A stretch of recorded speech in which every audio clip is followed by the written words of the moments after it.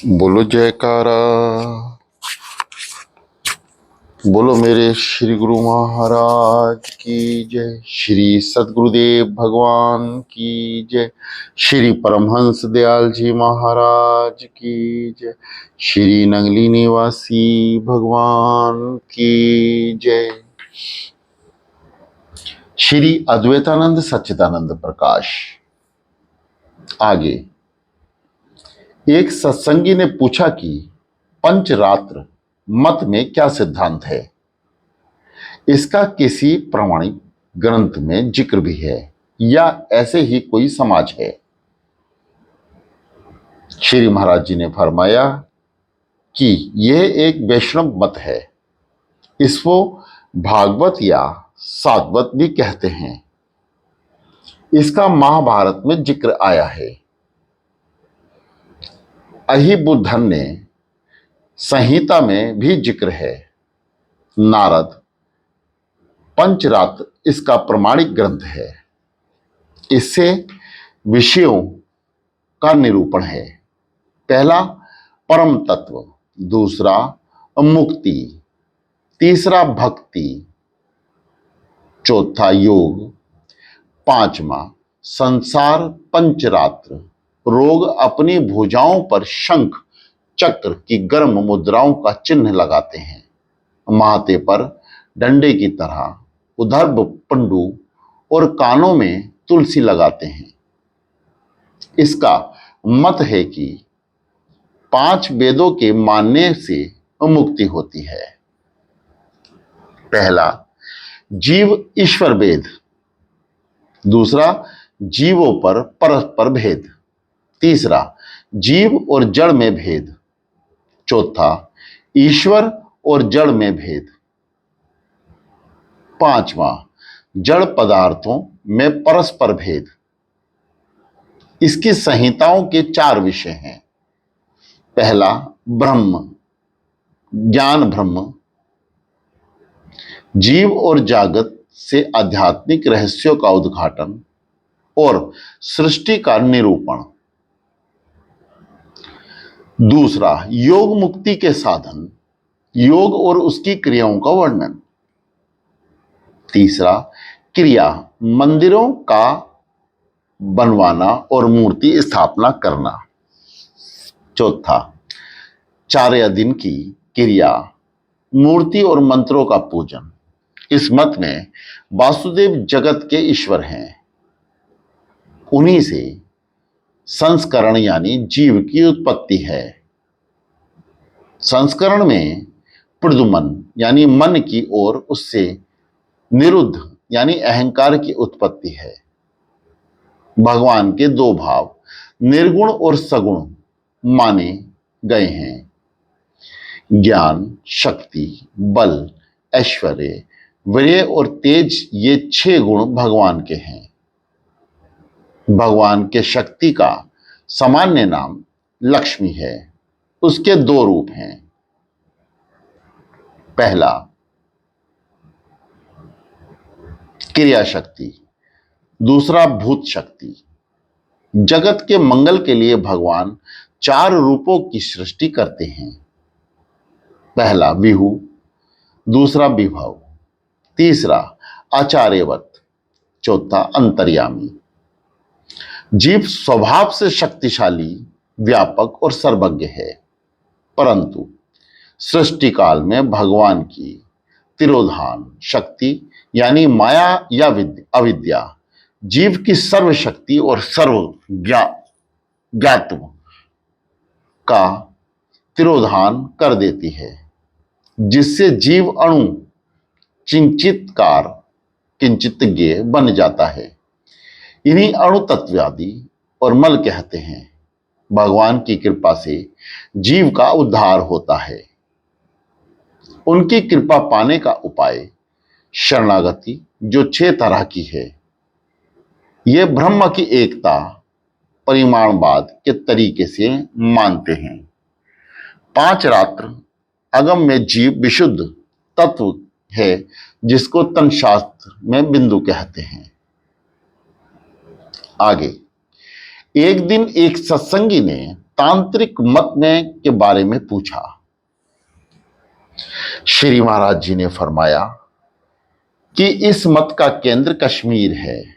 तंत्र शास्त्र के 3 रत्न हैं, शिव, शक्ति और बिंदु।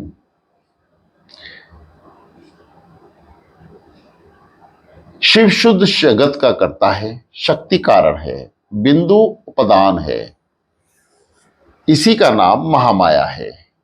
यही बिंदु शब्द ब्रह्म कुंडलिनी, विद्या शक्ति और व्योम इन विचित्र भुवन यानी भोग्य रूप में परिणित होकर शुद्ध जगत की सृष्टि करता है।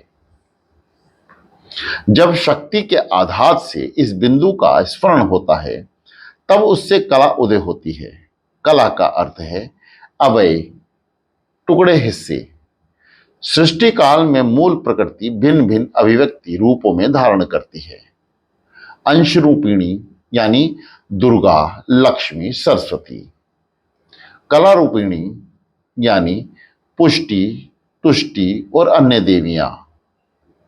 कालांश रूपिणी जगत की समस्त स्त्रियां।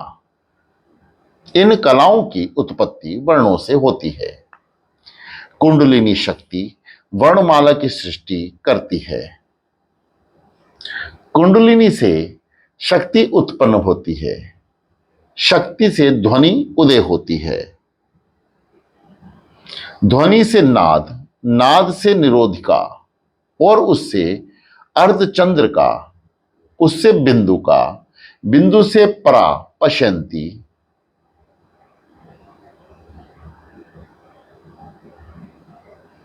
मध्यमा और बेखरी शब्दों का जन्म होता है। तंत्र शास्त्र के अनुसार परा मूलाधार से उदय होता है। आगे चलकर स्वाधिष्ठान में इसे पश्यंती कहते हैं। हृदय में मध्यमा और कंठ में मुख से होकर वाणी को बेखरी कहते हैं। वर्ण 3 प्रकार के हैं। पहला शोभे यानी चंद्रमा संबंधी, दूसरा सौर यानी सूर्य संबंधी, तीसरा आग्रह यानी अग्नि संबंधी। वर्ण नित्य है, सर्वत्र व्यापक है। क्षेत्र इंद्रियां से ग्रहण होते हैं। वर्ण समूह को शब्द कहते हैं। यह भी नित्य श्राव है और व्यापक हुए। 16 स्वर सौम्य वर्ण है। हर स्वर आ, ई, उ और बिंदु पुल्लिंग है। इनकी स्थिति पिंगला नाड़ी में है। दीर्घ स्वर बड़ा आ, ई, उ और विसर्ग स्त्रीलिंग है। इसकी स्थिति ईंडा नाड़ी में है। अ, या, ल्या, डा नपुंसक होते हैं और सुषुम्ना नाड़ी में रहते हैं। स्पर्श व्यंजनों को स्वर वर्ण कहते हैं। ककार से मकार तक 25 वर्ण ततत स्थानों को स्पर्श कर उत्पन्न होने से उन्हें स्पर्श करते हैं। या, रा, ले, वे, शा, शे, सा, हा, त्रा, ज्ञा ये 10 व्यापक वर्ण अग्रीय हैं। इन्हीं 3 प्रकार के वर्णों से 38 कलाओं की उत्पत्ति होती है। रवि स्वयं अग्नि समुत्तक है। शिव शक्ति का यह समस्य है। समय व्यवस्था में जो सूर्य है वही व्यशावस्था में अग्नि और चंद्रमा है। अतः 2 स्पर्शों से मिलकर एक सूर्य कला का उदय होता है। मकार स्वयं रवि रूप है। उसे छोड़कर 24 स्पर्शों से 12 कलाएं उत्पन्न होती हैं। एक अक्षर आरंभ का दूसरा अंत का लिया जाता है। बाकी सब कला एक स्वर और अक्षर से होती हैं। उनके नाम यह हैं: 16 चंद्रकलाएं कामदायिनी। पहला अंग यानी अमृता, दूसरा अंग मन मनंदा, तीसरा या पूषा, तीसरा ईहा तुषी, पांचवा पुष्टि, छठवां रति, सातवां या धृति, आठवां यान रश्मि, नौवां लू चंद्रिका, 10वां ला कांति, 11वां आ ज्योतिष्णा, 12वां ए श्री, 13वां ओ श्रुति श्रुति, चौथा ओ अंगदा, 15वां अंग पूर्णा, 16वां अंगाह पूर्णतः मृता, 12 सौर कलाएं सबुदा।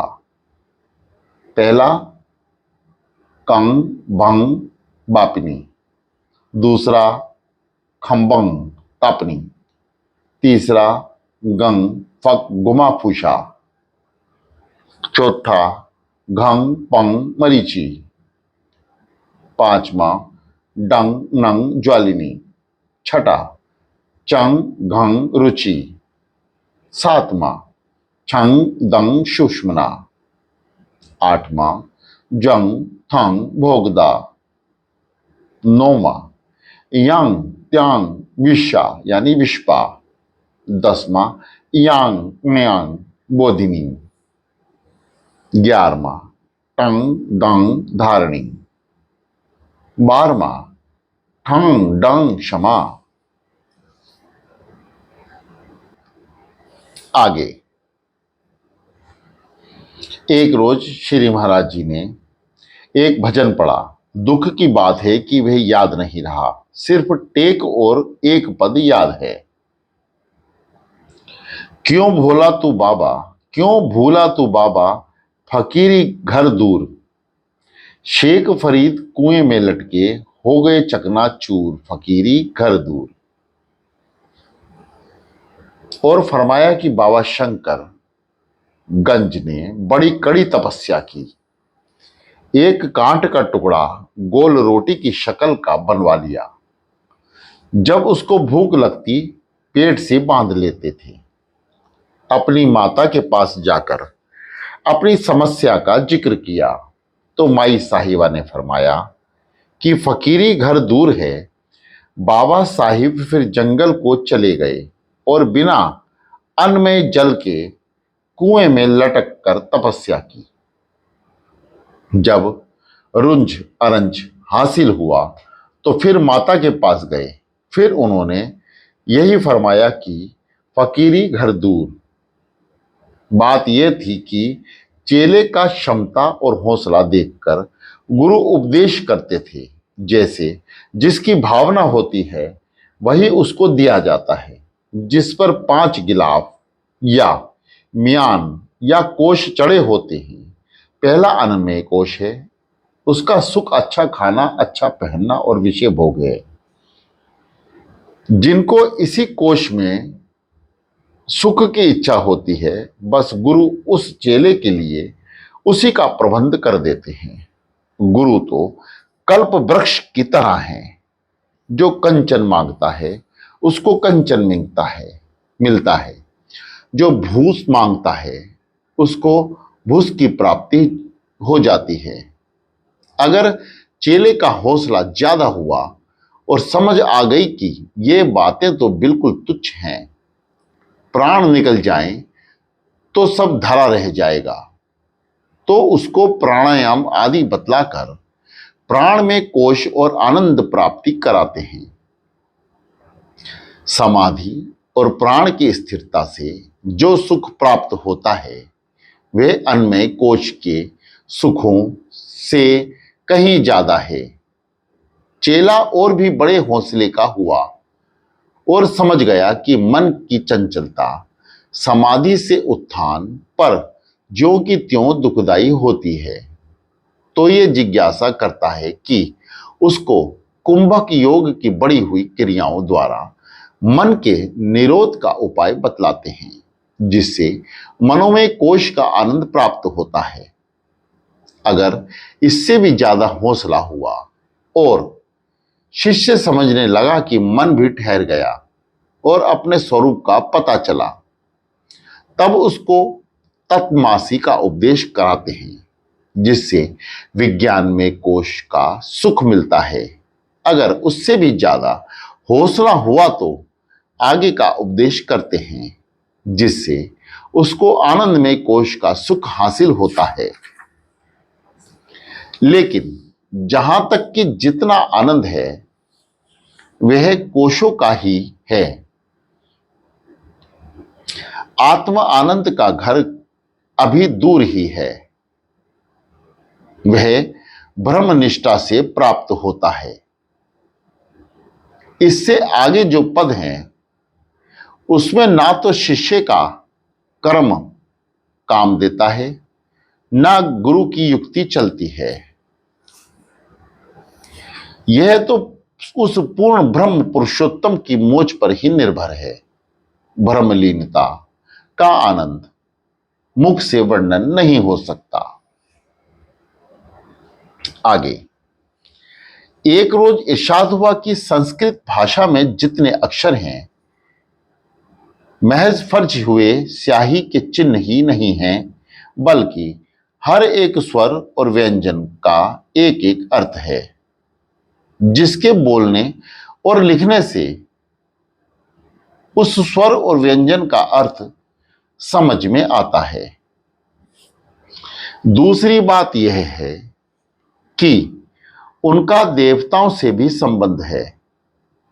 जैसे वेद के बहुत से मंत्र जैसे शब्द व्यंजन हैं जिनका अर्थ कुछ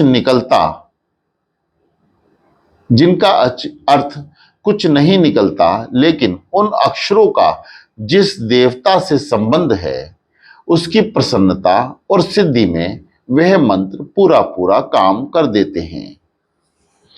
इन अक्षरों का अर्थ तो कोशों से देख सकते हो, लेकिन उनका संबंध जिस जिस देवता से है उसका हाल जो कुछ हमको याद है बतलाते हैं। जिस देवता का जिस अक्षर से संबंध है वही अक्षर उस देवता के मंत्र में बीज माना गया है। या यूं समझो कि मंत्र में जो बीज अक्षर है उसी से पता लग सकता है कि यह किस देवता का मंत्र है। जैसे ओम ऐसा स्वर है जिसका श्री विष्णु, श्री शिव व श्री ब्रह्मा तीनों से संबंध है। इसलिए सब बड़ी महिमा वाले मंत्रों के अर्थ में उसको जोड़ दिया है। खास खास काम जैसे मारण, मोहन, उच्चाटन, दया, धर्म के वास्ते भी अक्षर अलग अलग हैं। बोलो जयकारा, बोलो मेरे श्री गुरु महाराज की जय।